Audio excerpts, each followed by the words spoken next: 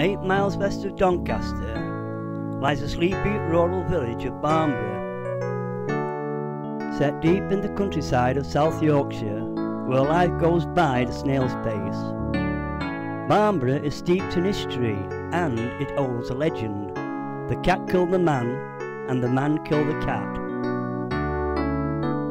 As the legend goes, that in the 15th century there lived at Barnbourgh Hall, which was demolished by the Coal Board in 1969, Sir Percival Cressacre, Lord of Barnbourgh, a worthy knight and a crusader. They say he was returning home rather late in the evening from Doncaster after visiting friends and transacting business at Doncaster Market. He was riding gently on his horse, that he named Winifred, along the bridleway which is now the road from Doncaster, through Sprotborough, and then Melton.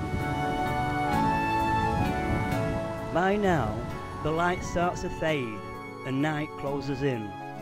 The district at that time was very heavily wooded.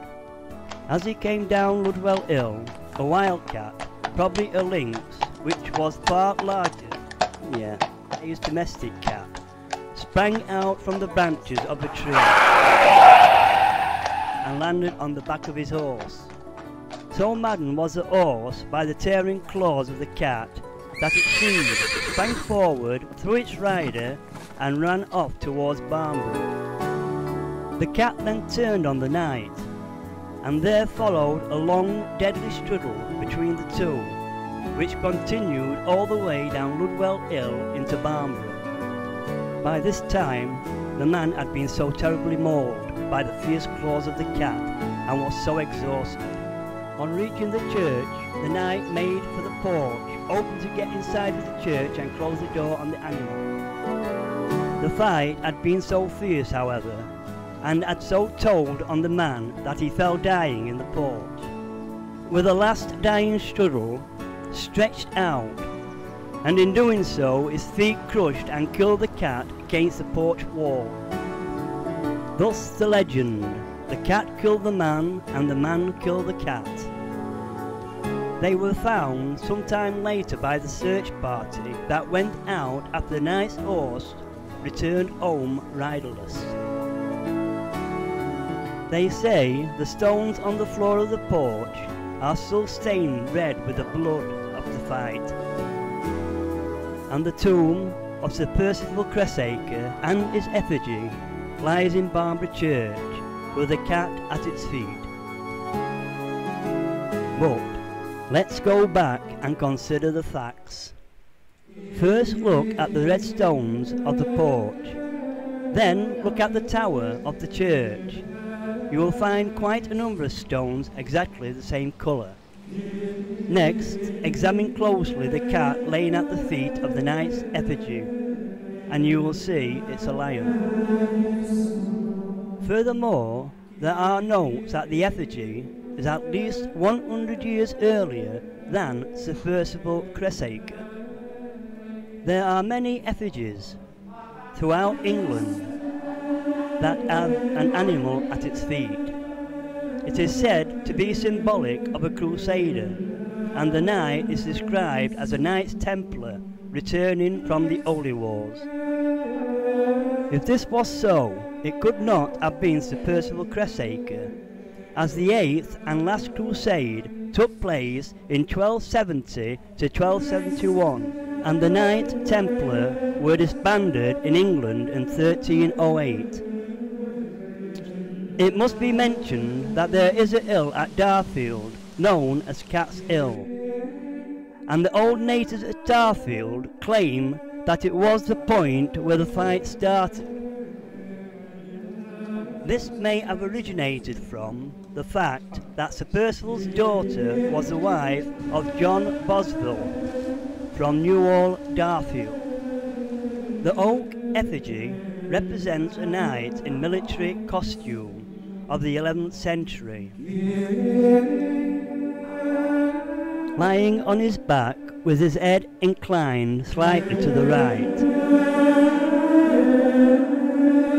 His His hands are clasped together, and his head rests on a kind of a cushion which appear folded. The legs are crossed, and there is a lion at its feet.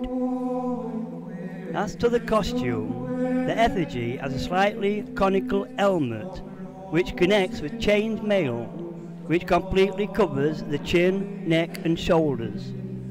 The arms are protected with plate armour, which covers the body, stopping just above the knees. And from there to the feet again is plate armour, and spurs complete the outfit. A study of the costumes worn in those times show the armour is at least 100 years earlier than the period of Sir Percival Cressacre. It is a curious thing that amongst all the inscriptions on the tomb, not one gives the date of his death, nor is it recorded anywhere else.